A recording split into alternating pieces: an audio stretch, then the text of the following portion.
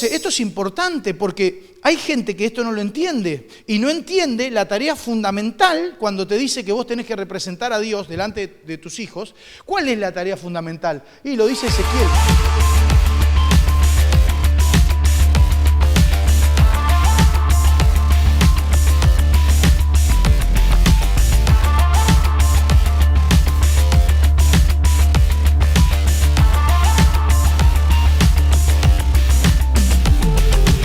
Hicimos estas 4 preguntas ayer. La primera es si siguen existiendo los sacerdotes. Entonces cada grupo tenía que responder si sí existían, por qué, y si no existían, por qué no existían.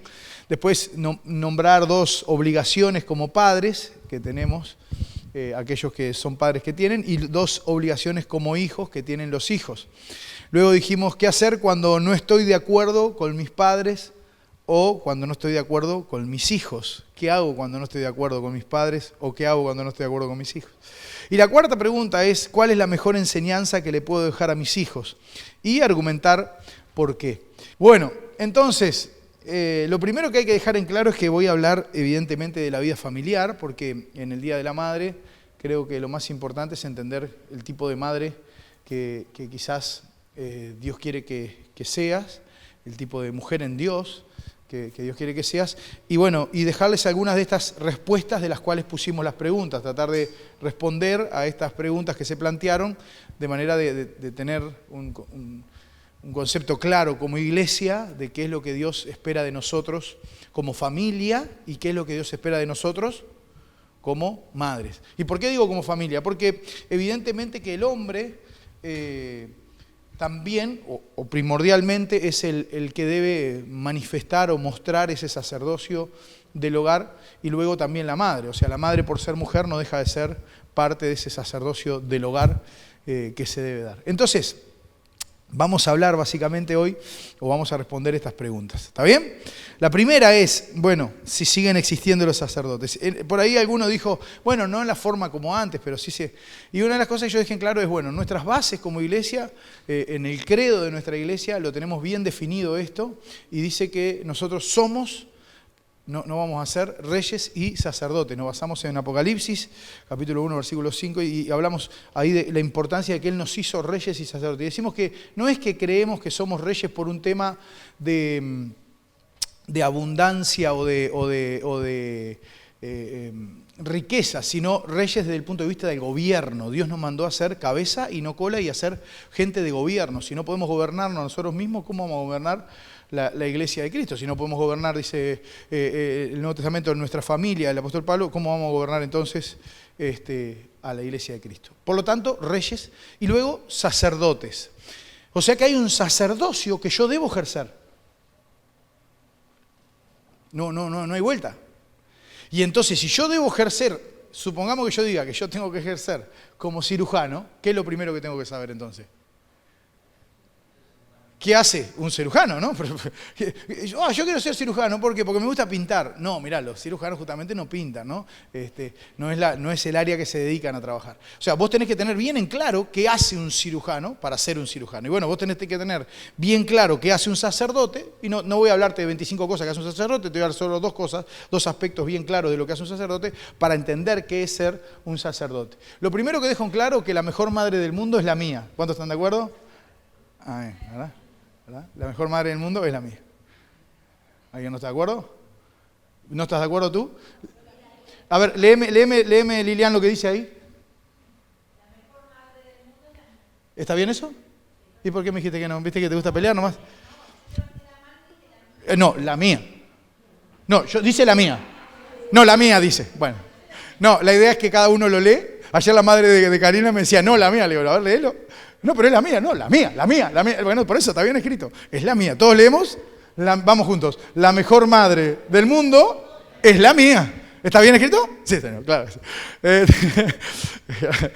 Es una bobada esto, pero me gustó. Digo, le voy a poner que la mejor madre del mundo es la mía. Así peleamos un poco, que está lindo. Bueno, Cristo en realidad nos dejó un ejemplo importante, porque cuando el velo...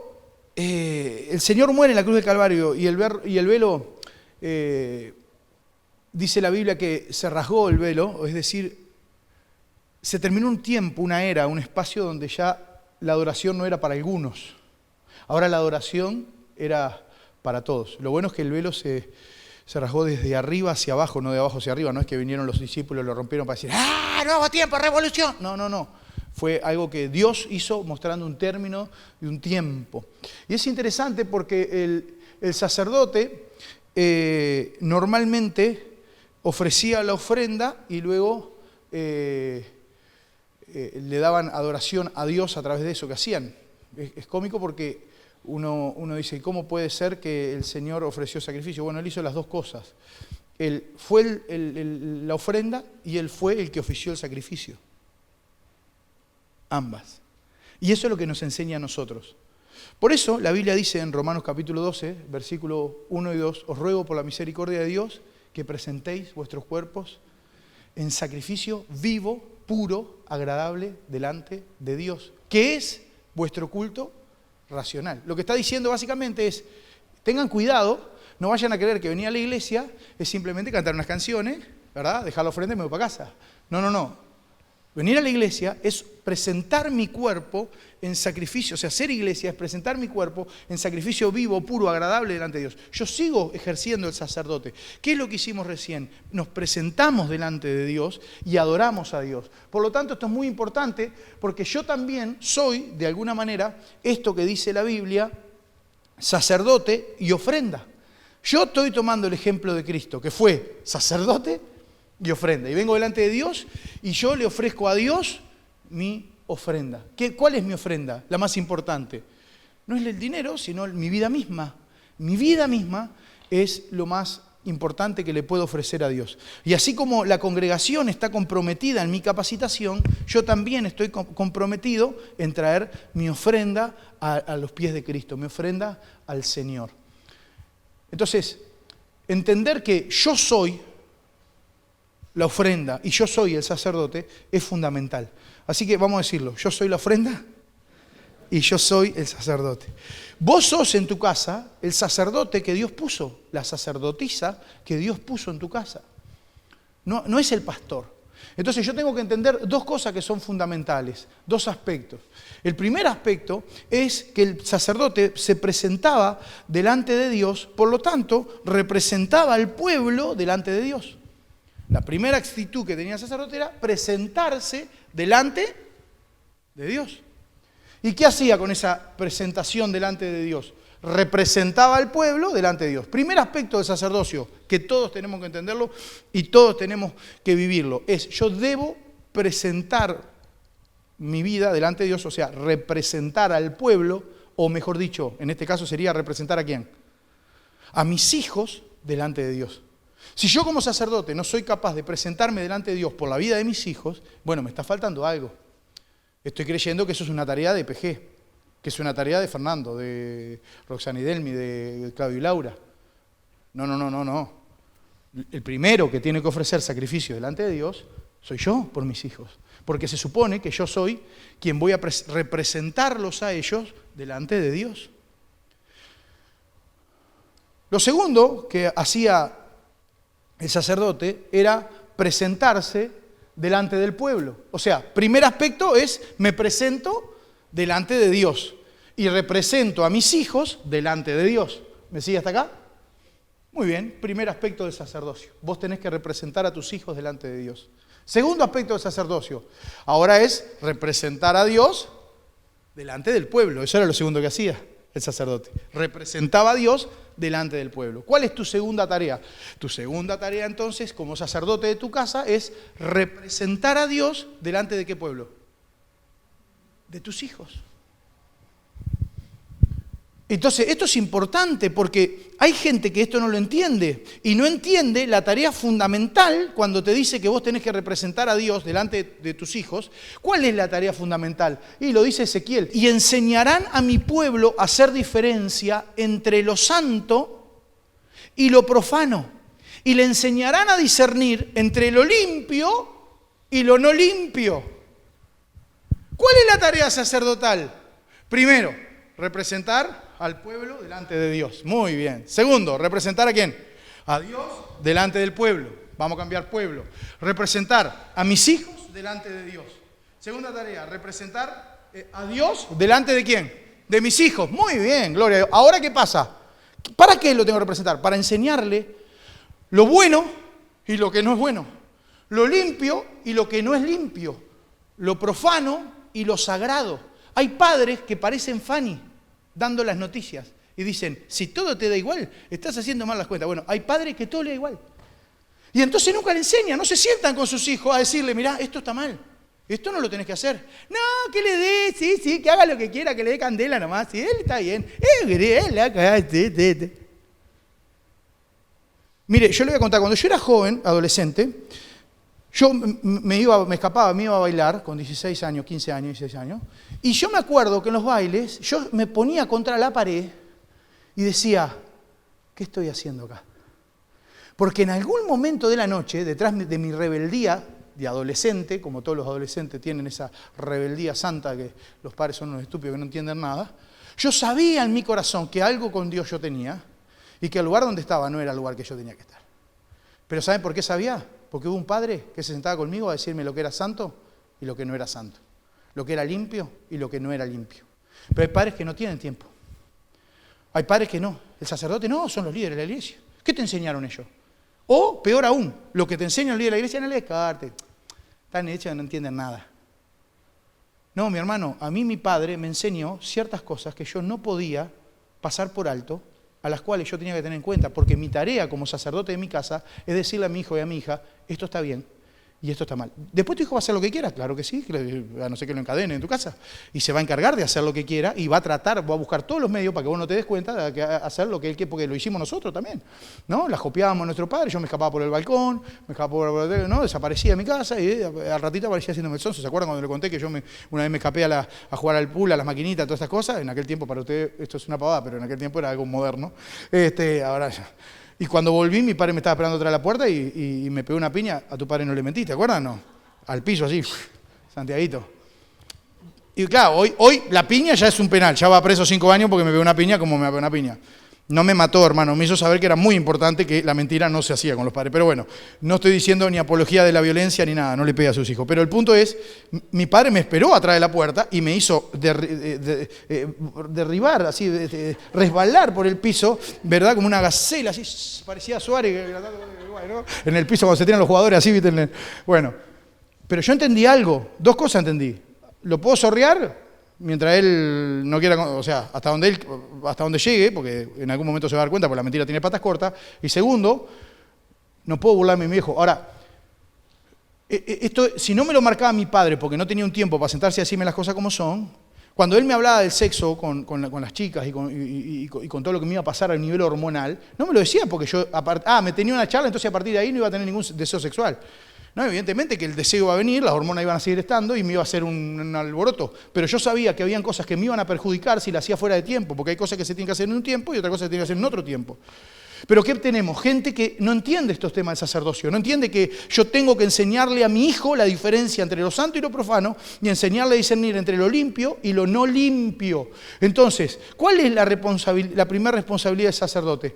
¿Y cuál es la primera responsabilidad del padre? Bueno, lo vemos en la palabra del Señor en Deuteronomio, capítulo 6, versículo 6, y dice, y estas palabras que yo te mando hoy estarán sobre tu corazón y las repetirás a tus hijos.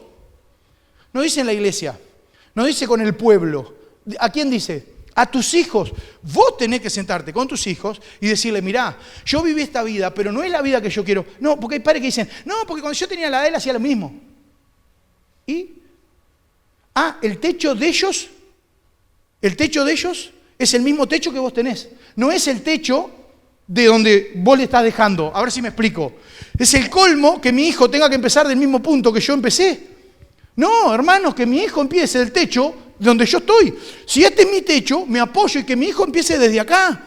Pero no que pase todo lo que yo pasé, porque soy estúpido. ¿Para qué viví la vida que viví? ¿Para que mi hijo también se reviente la cabeza y pase todo mal de vuelta? ¿O pase las mismas circunstancias y los mismos problemas que yo? No, no. Al contrario, trata de que tu hijo empiece a avanzar desde acá para arriba, no desde donde vos empezaste. Y para que no haga lo mismo, y seguramente los mismos errores que vos cometiste cuando eras un gurí, no los tendría que cometer. Pero para eso necesita un sacerdocio que se pare y le diga, mirá, quiero repetirte lo que dice la Biblia.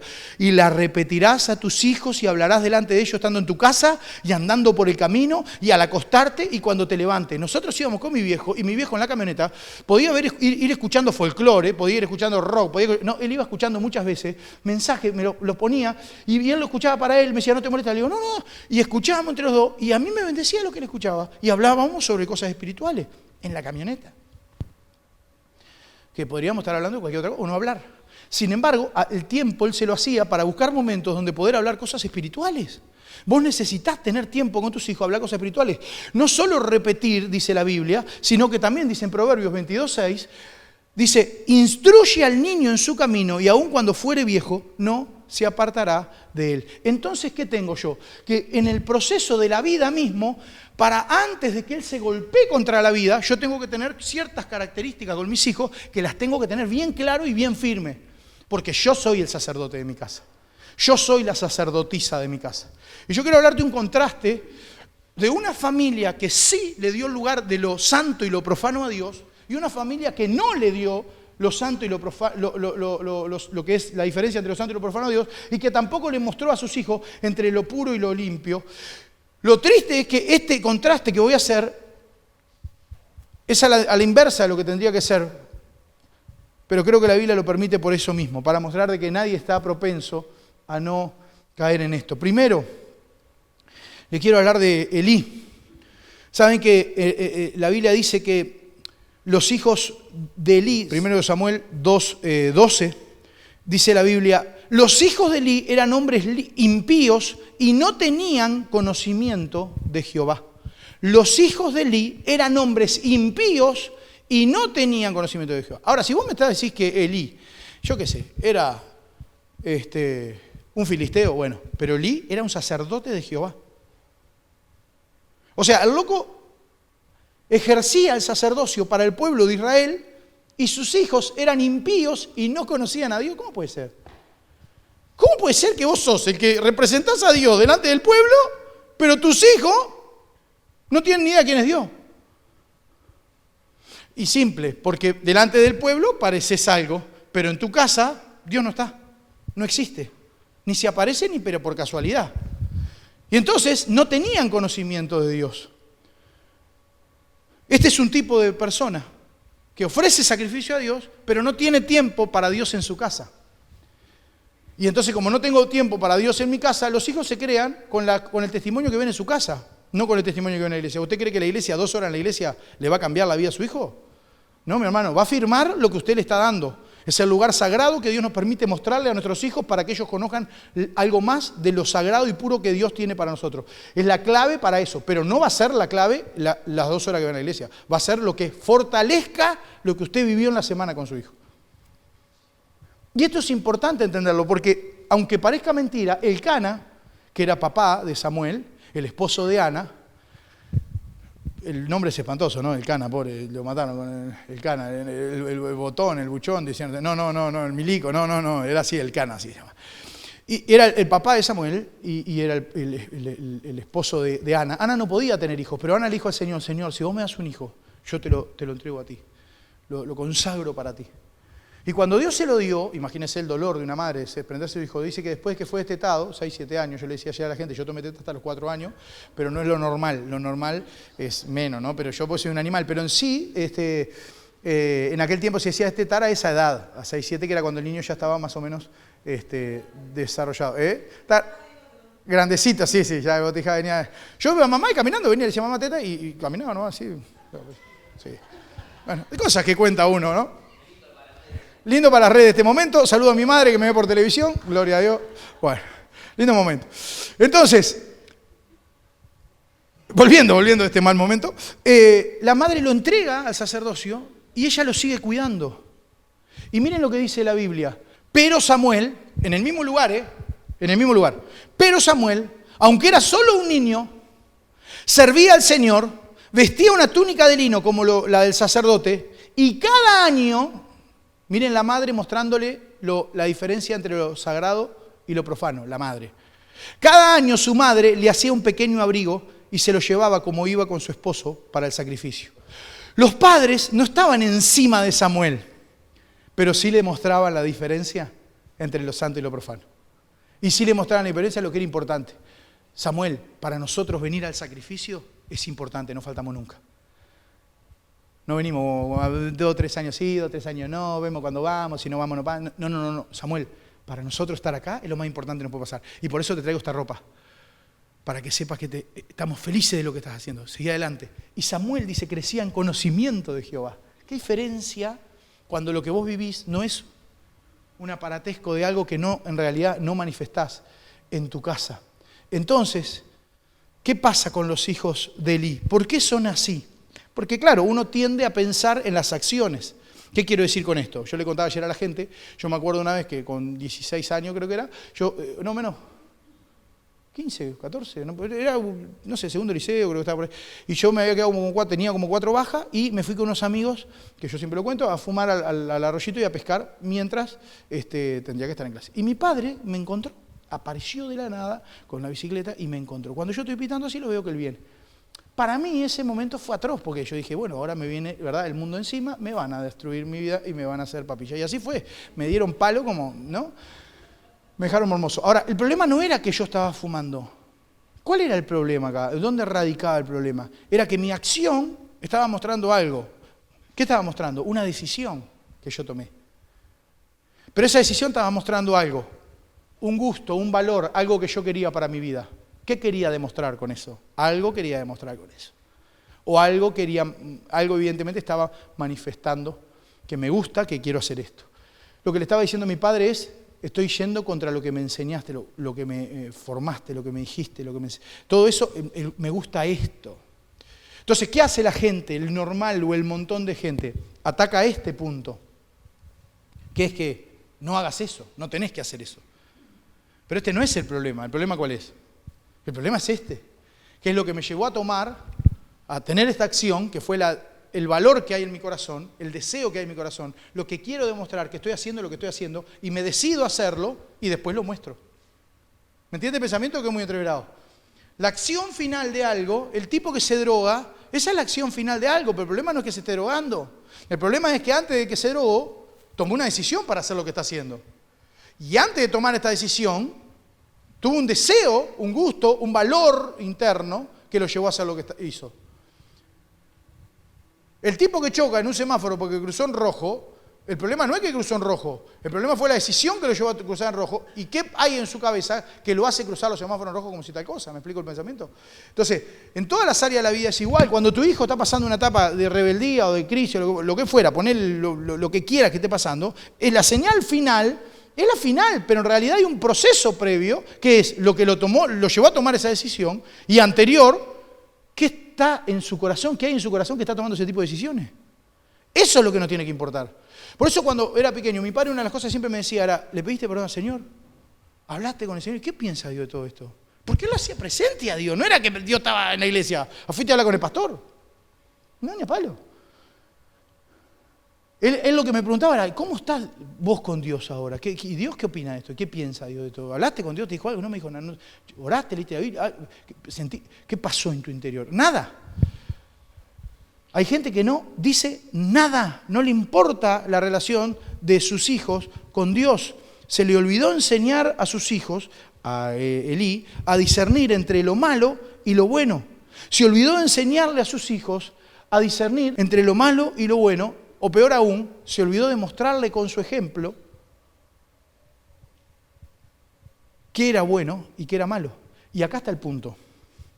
A Elí le importaba la fama, lo que la gente opinara de. No le importaba el pecado, sino lo que los demás opinaran. Y hay padres que son así. Vienen a sus hijos y le dicen, pero mirá lo que va a pensar la gente de nosotros.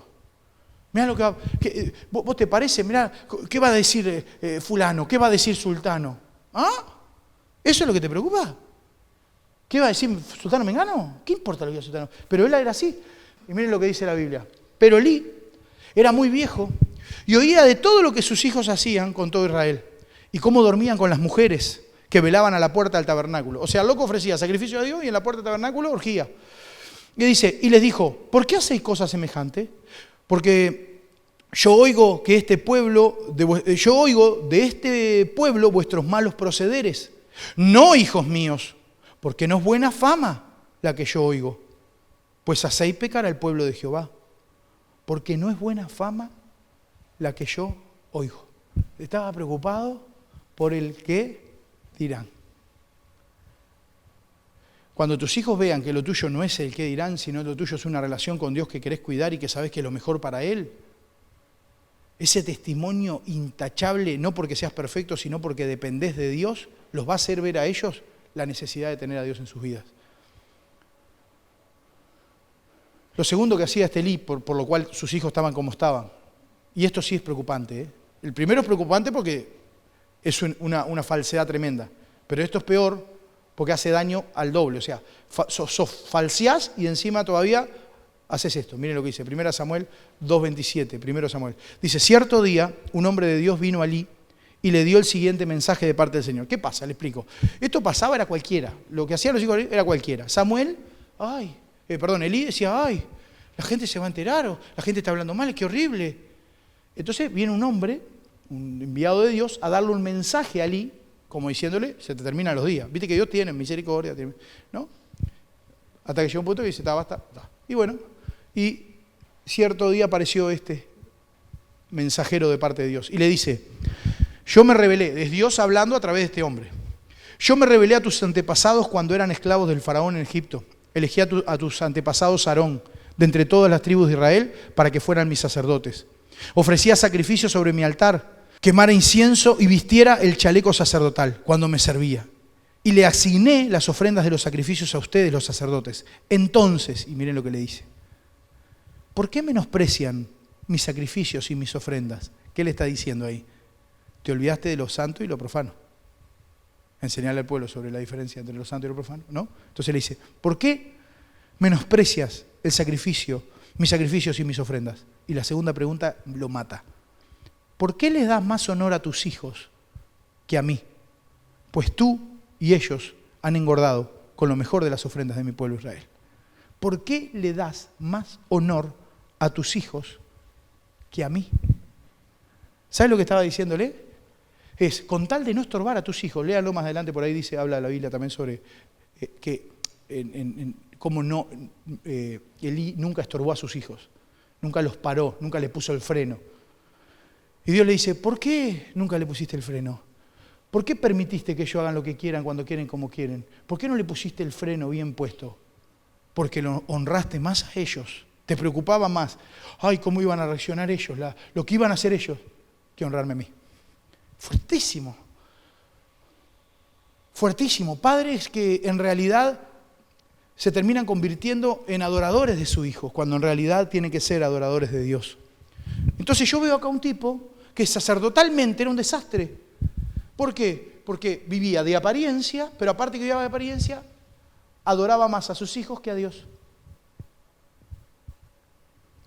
Y entonces hay un segundo caso, que es Elcana y Ana. ¿Elcana quién era? ¿Quién era? El padre de Samuel. ¿Y Ana? La esposa de Ócar. ¿Y Ana quién era? La madre de Samuel. ¿Estamos acá, verdad? Muy bien. Vamos a ver la diferencia. Porque uno dice, ¿y Samuelito qué bueno que era Samuelito? No era por casualidad de la vida. Mire, lo dice la Biblia en el primer libro de Samuel también. 1:3 dice, y todos los años aquel varón, está hablando del Cana, y todos los años aquel varón subía de la ciudad para adorar y para ofrecer sacrificios a Jehová de los ejércitos en Silo, donde estaban 2 hijos de Elí, Ofni y Fines, sacerdote de Jehová. Cuando llegaba el día que el Cana ofrecía sacrificio y el joven Samuel ministraba en la presencia de Jehová vestido de un efón de lino y le hacía a su madre una túnica pequeña y se la ofrecía cada año cuando subía con su marido a ofrecer sacrificio como acostumbraba. Fíjense en las 3 cosas que dice. La primera, cuando llegaba el día en que el Cana ofrecía sacrificio. O sea, que el Cana tenía un día que era pero este es el día del Señor. Segundo, y le hacía a su madre una túnica pequeña que se la traía cada año. ¿Qué estaba haciendo el Cana y qué estaba haciendo Ana? Lo que dice Ezequiel. Y enseñarás a mi pueblo a hacer la diferencia entre lo santo y lo profano, y le enseñarás a discernir entre lo limpio y lo no limpio. Lo que le estaban diciendo es: Samuel, hay cosas sagradas. Samuel, hay cosas sagradas. Y esto para nosotros es sagrado. Cuando vos sos una persona que sos consecuente con tu testimonio, vos le estás diciendo a tus hijos: esto es sagrado. No es todo un viva la pepa, se va. No. Esto es sagrado. Y le estás enseñando a tener un temor de Dios que hoy en día ya no está. Hoy en la iglesia es cualquier cosa, hermano. Hay iglesias que ya ni le podés decir nada a la gente porque la gente, no, que ¿de dónde saliste vos? Yo, en Dios. ¿Qué? ¿Y por qué pasan todo este tipo de cosas? Porque en realidad la gente está perdiendo lo de sagrado. Lo va perdiendo. Y ya nada es sagrado. No, hay cosas que son sagradas. Este tiempo de adoración en casa es sagrado. Y eso tus hijos lo tienen que saber. Y eso tus hijos lo tienen que entender. Cuando mi padre dejaba a mis familiares en casa, venían a verlo el domingo y mi padre decía: espérenme 2 horas, yo ya vengo, voy a la iglesia y vengo. Lo que me estaba diciendo a mí es: mirá, la familia es importantísima, lo mejor que hay. Pero estar en la casa del Señor, el día del Señor, es el día del Señor y voy a ir a estar allí, a comer lugar, porque necesito este tiempo, es el tiempo de Dios y es muy importante. No me lo decía, pero con su ejemplo me estaba diciendo: este día es el día de Dios. Y el Cana no pasaba un día que él no fuera a ofrecer sacrificio a Dios. No era el sacerdote, no era el pastor de la iglesia, pero tenía muy claro los conceptos de lo que debía hacer. Y actuaba consecuentemente a lo que era santo y lo que era profano. Trae tu adoración, pero también muestra tu reverencia. Y esto era lo que hacía el Cana y lo que hacía Ana. Bueno, alguno puede pensar entonces que en realidad el Cana y Ana actuaron así porque eran pareja, pero Elí no tenía la esposa. Y entonces, como falta la mujer, uno puede pensar: sí, hay un buen sacerdocio en la casa del Cana y en la casa de Ana. ¿Por qué? Porque era el matrimonio, pero el pobre Elí estaba solo. Bueno, entonces le voy a hablar de otra mujer para que ustedes entiendan cómo muchas veces los hijos de Elí no se comportan así solamente porque no tengan una madre. Porque hay madres que lamentablemente, en vez de edificar para que sus hijos crezcan, estorban el plan de Dios para sus hijos. Y voy a hablarles en esta mañana de Salomé. Y con esto vamos a estar terminando. Y le iba a mostrar un video que no se lo voy a mostrar porque ayer me dijeron que era muy largo. Entonces no se lo voy a mostrar, se lo voy a contar rapidito. Este video habla de una mujer que se llama Mejía. ¿Cómo era? Sonia, gracias. Sonia Mejía, que es una neurocirujana, tiene como 5 títulos la tipa. Neurocirujana, véalo después. ¿Cómo era? Sonia Mejía, TEDx. El cerebro de la madre. Así búsquelo después, para así, no lo vemos ahora, y que es medio largo. Para mí me encantó, pero porque habla de cómo el cerebro de la madre, cuando tiene un hijo, cambia. Automáticamente cambia el cerebro. El cerebro se comprime a tal punto que la madre empieza a ser puro instinto y puro cerebro. Pero no es porque el cerebro sea mejor, sino simplemente porque al cerrarse en ese proceso de maternidad, empiezan las conexiones a andar mucho más rápido. Y entonces tiene la capacidad de tener varias cosas, pero entre ellas ella nombra 2 o 3 y dice, por ejemplo, unas cosas que la madre sabe que tiene que resolver problemas. ¿Por qué? Porque está en un sentido de alerta todo el tiempo. Ella va a estar todo el tiempo en un sentido de alerta. La va a llevar todo el tiempo a estar como compenetrada, alerta. Entonces cuenta la historia, ella dice que el 5.º día después de haber tenido el hijo, el marido, por ejemplo, le dijo: bueno, hoy te toca a vos cuidar a Evangelina, ¿no? Y entonces el marido: queda tranquila, dormí, descansá. Al otro día se levanta el marido y le dice: che, qué bien, Evangelina, durmió toda la noche. Y dice ella: me levanté 4 veces. Dice: 2 veces le tuve que dar de comer, y una vez se hizo pichí y la otra se hizo caca, tuve que cambiarla toda. Él ni se enteró. Durmió toda la noche el desgraciado. ¿Y por qué? Porque en realidad él no tiene el cerebro lo que nos pasa a nosotros, que es que la hormona de la oxitocina empieza a gobernar tu cuerpo. Empieza a gobernar tu cuerpo a tal punto, esa hormona de la oxitocina, que vos dice que te haces adicto a tu hijo. Dice que el olor que una madre siente cuando recibe a su bebé, ese olor hace sentir a nivel cerebral con la oxitocina, hace sentir la misma adicción que hace sentir la droga a un drogadicto. El mismo placer. Y entonces, ¿qué hace la madre? La madre empieza a sentir ese olor y entonces los primeros días, luego de haber tenido el hijo, empieza a extrañarlo y se empieza a descomponer. Dice que 3 días después de que tuvo el hijo, la primer día, o no sé cuántos días después, los primeros días cuando lo dejó al hijo y se tuvo que ir para hacer sus tareas, dice que se descomponía. Dice que le daba diarrea, le daba vómitos. Dice, porque es la misma abstinencia que siente un adicto cuando no está cerca de su hijo. Y eso pasa en los primeros meses del embarazo. Y después explica con la oxitocina lo que pasa con la depresión y todas estas cosas, ¿no? El posparto, todo eso, ¿verdad? Entendiendo este video de la oxitocina y lo que le pasa a las mujeres, quiero leerle ahora quién es Salomé. Porque si usted dice, Salomé es cualquiera, no, Salomé es una madre. Una madre que no supo soltar en tiempo y forma. Pero entonces miren lo que pasa. Dice capítulo 27, versículo 55 de Mateo. Estaban allí muchas mujeres mirando de lejos, las cuales habían seguido a Jesús desde Galilea sirviéndole. O sea, mujeres que siempre sirvieron al Señor. Entre las cuales estaba María Magdalena, María, la madre de Jacobo y José, y la madre de los hijos de Zebedeo. Voy yo acá, Déjamelo nomás. Ahí está. Y la madre de los hijos de Zebedeo. Muy bien. Entonces vamos a comparar ahora a Ana, que le entregó al Señor a su hijo y le dijo, Señor, lo pongo en tus manos. Y va a estar cuidado. Y Samuel se terminó transformando en el profeta más grande del Antiguo Testamento. No hay otro como él. No hay otro. El más grande, el que ungió a David, el mejor de todos, el que tuvo la comunión más cercana con Dios. Bueno, gracias a qué? A una mujer que supo entregarle a Dios en su tiempo y forma. Ahora, Salomé no. Entonces, vamos a ver qué pasa. No me quiero adelantar. Yo te voy a pedir ahora si vos me podés dar una música de drama. Ayer el Jonah la gastó, me la cantó muy bien, me quedé contentísimo. Sí, me encantó. Vos una música así de drama pesado, así de suspenso, casi de tristeza, pero que sea, ¿entendés? Te maté ahí. ¿Está? Vamos ahí un drama. Dice así. Mientras yo le leo el texto para que usted lo entienda, ¿está bien? Dice así. Dame drama. Ahí va. Muy bien.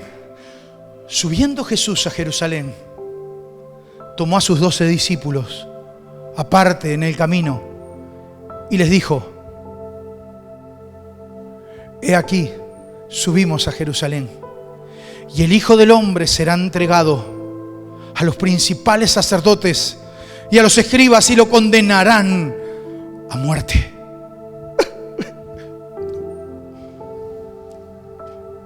Y le entregarán a los gentiles para que le escarnezcan, le azoten, le crucifiquen. Imagínense el momento, todos caminando ahí, los discípulos, y el Señor contándole esto. Seguime en la drama, por favor. Y todo el drama, y en ese caminar, todos juntos caminando, y Él contándole eso a sus discípulos. Me van a matar, me van a escarnear, me van a escarnecer, me van a torturar. Escarnear y lo carneaban y lo ponían. Perdóname, Señor.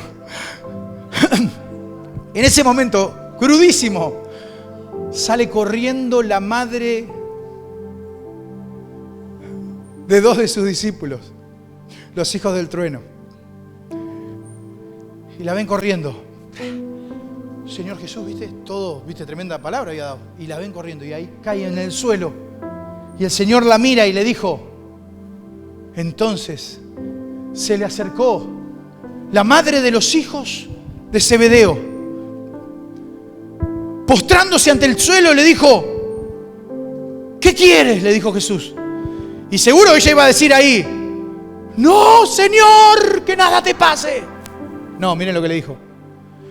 Ella le dijo, ordena que en tu reino se sienten estos 2 hijos míos, el uno a la derecha y el otro a la izquierda. Y ahí va la música de... ¿Se entiende? Ahí voy. Entonces dice, entonces ella le dijo, ordena que en tu reino se sienten estos 2 de mis hijos, uno a la derecha y otro a la izquierda. Vos tenés que poner esa música de chan, chan. ¿Cómo le va a pedir al Señor? A ver, Chino. Te voy a... ahí va, gracias. Chino, mirá, yo te voy a explicar. Yo sé que estoy hablando de hijos, padre, y vos ya te ponías a pensar en Evangelina, no estás acá, estás con Evangelina ahora en este momento. Yo estoy diciendo que el Señor venía caminando y entonces lo que pasó fue que la madre, en vez de preocuparse por la muerte del Señor Jesús, que se está para morir así a 2 segundos, le sale hablando de los hijos, nada que ver. O sea, poneme a mi hija, ¿verdad? Vamos a vuelta. Va de nuevo, cortá. Va. Toma 2. Va. Entonces se le acercó la madre de los hijos de Zebedeo con sus hijos. Y postrándose ante él y pidiéndole algo, él le dijo, ¿qué quieres, mujer? Y ella dijo, ordena que en tu reino se sienten estos 2 hijos míos, el uno a la derecha y el otro a la izquierda. Aplauso para Chino, ahora sí. Claro. Claro, uno escucha eso y dice, pero madre, ¿qué le pasa? ¿Tiene problemas? No se enfoca ni siquiera en el momento en el que está. No está preocupada por sus hijos. Sus hijitos de casi 40 años. Yo sé que era menos, pero... Ya está. Pero ella, pensando en qué, en solucionar problemas. Porque la oxitocina la tenía demasiado alerta como para que sus hijos terminaran yendo a la cruz con este desgraciado. Y entonces, ¿qué le dice? ¡No! ¿Te animás a poner? Pará, ya que te vas a morir y todo esto. ¿Me pones uno de mis hijos a la derecha y otro de mis hijos a la izquierda? Es un espanto, hermano. Más desubicada que no sé. ¡Qué desubicada, loco! Y el Señor Jesús la mira y le da la respuesta que toda madre necesita tener en cuenta. Y es esta. Entonces Jesús respondió y dijo, no sabes lo que pides. Y llamándole le dijo, ¿sabe que los gobernantes de las naciones se señorean de ellas? Y los que son grandes ejercen sobre ella potestad. Mas con vosotros no será así, sino que el que quiera ser grande entre vosotros será vuestro servidor, y el que quiera ser el primero entre vosotros será vuestro siervo. Como el Hijo del Hombre no vino para ser servido, sino para servir, y para dar su vida en rescate por muchos, así serán ustedes también. Lo que le estaba diciendo el Señor es, Salomé, la oxitocina la creé yo. Y la preocupación que tenés por tus hijos va a desaparecer cuando entiendas que vos no tenés que crear gente que quiera ser servida y sentarse en los mejores lugares, sino que tenés que criar gente que quiera servir a otros. Porque mientras críes hijos que están para ser servidos y todo el mundo los tiene que servir porque son fulanito y menganito y lo haces creer algo que no son, esos gurises que lo estás haciendo crecer para que sean servidos nunca van a entender el principio del éxito, que es servir. Y despojándose a sí mismo, tomó forma de siervo y teniendo forma de siervo, se hizo semejante a los hombres. Y no solo esto, murió en una cruz. Por cuanto Él se humilló a lo sumo, Dios le dio un nombre sobre todo nombre, en el cual toda rodilla se doblará. Aquel que más se humilló fue el que el Señor más lo levantó. Lo que está diciendo la Biblia es, y lo que le está diciendo el Señor a Salomé es, enseñale a tus hijos a no simplemente ser servidos, sino a servir, y vas a ver cómo tus hijos van a ser gente de éxito y de bendición. Pero hay padres que no pueden hacer esto, porque tratan a sus hijos como si fueran los reyes de España. Entonces sus hijos le hacen hacer, y le tienen que llevar el desayuno, y le tienen que hacer esto, y le tienen que lavar. Y ojo con pedirle que te saque la ropa a la cuerda. Y ojo con pedirle que te tienda una cama. Y ojo con pedirle que te hagas un mandado. ¿El qué? Y ojo con que se siente incómodamente en algún lugar, porque pase 2 o 3 noches en un camping mal porque están en un campamento. ¿Qué? Enseñar a tu hijo a servir. Enseñar a tu hijo a ser siervo, y vas a ver cómo tu hijo no necesita de nadie que lo coloque en ningún lugar. No va a necesitar. Mi padre era gerente general de Antel. ¿Saben cómo me podía meter en Antel? Así. Y que yo fuera hoy, no sé. Y él siempre me decía, si algo no voy a hacer contigo, es acortarte camino. Porque Dios te va a bendecir y Dios te va a dar lo que vos querés, en su tiempo y en su forma. Y cualquiera pensará, che, qué padre desamorado, le podía haber dado tremendo empleo público, estaba ganando re bien, ahora estaba tranquilazo, Santi. Él se encargó de darme lo importante que era, y hacerme entender algo que era, vos encargate de tu relación con Dios, Dios se va a reencargar de vos a su forma, capaz que no es la más linda, la que más nos gusta, no es la que más queremos, pero es su forma. Por lo tanto, Salomé le estaba diciendo, no te preocupes por la posición de tus hijos. Enséñales que ellos no vinieron a esta tierra para ser servidos, sino para servir. No crees, hijos, que piensen que todo el mundo tiene que servirlos a ellos como si fueran los hijos de Elí. Y acá vuelvo otra vez al Antiguo Testamento y me doy cuenta que el problema de Elí fue que honraba más a sus hijos que a Dios. Y lo segundo, enseñó a sus hijos a que como eran los hijos de, tenían que ser servidos, cuando en realidad tenían que servir. Y se equivocó, haciéndolos creer que ellos necesitaban ser servidos. No formes una generación de hombres y mujeres que se crean más que nadie y que se crean que ellos son los que tienen que ser atendidos por los demás.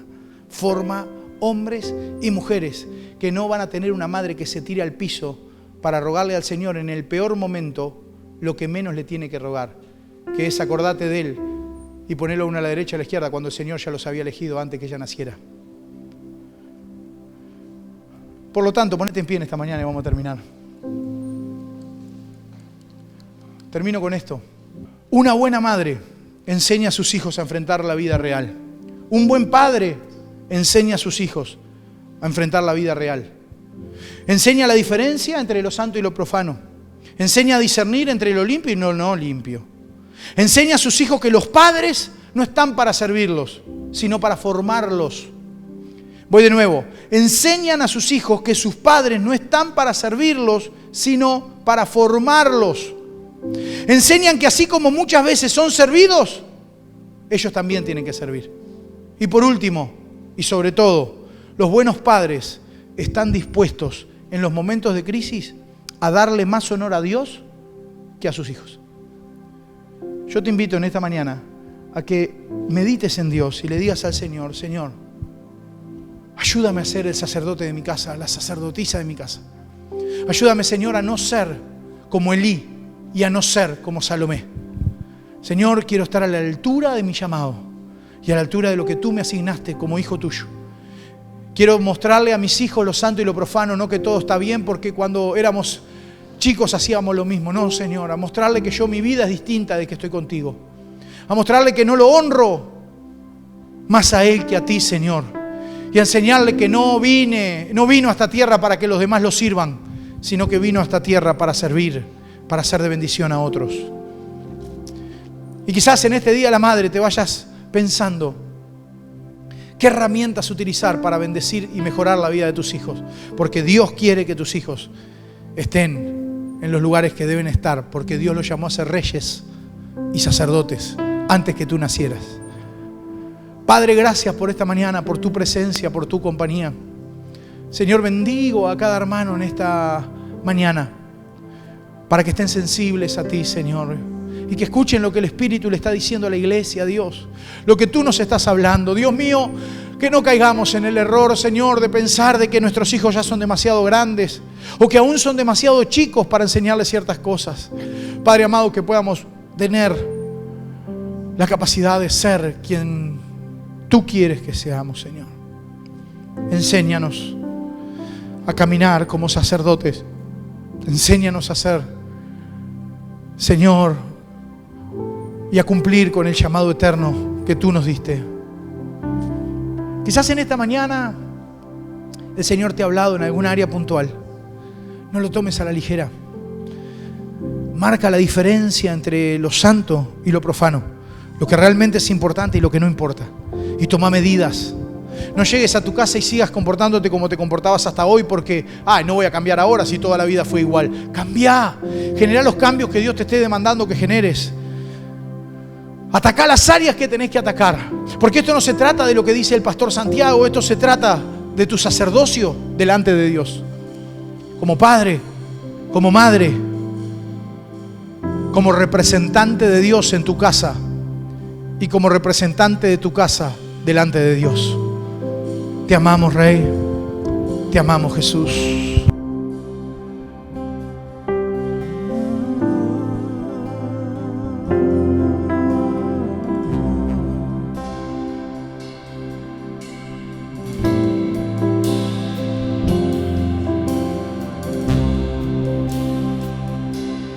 Quiero ser rey y sacerdote.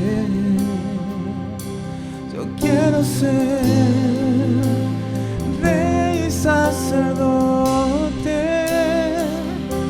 Yo quiero ser rey y sacerdote. Que seas lo primero en mí. quiero ser rey y sacerdote. Yo quiero ser rey y sacerdote. Yo quiero ser rey y sacerdote. Que seas lo primero en mí. ¿Por qué no cantamos juntos? Yo quiero ser rey y sacerdote. Yo quiero ser rey y sacerdote. Yo quiero ser rey y sacerdote. Que seas lo primero en mí. Una vez más. Yo quiero ser rey y sacerdote. Yo quiero ser rey y sacerdote. Yo quiero ser rey y sacerdote. Que seas lo primero en mí.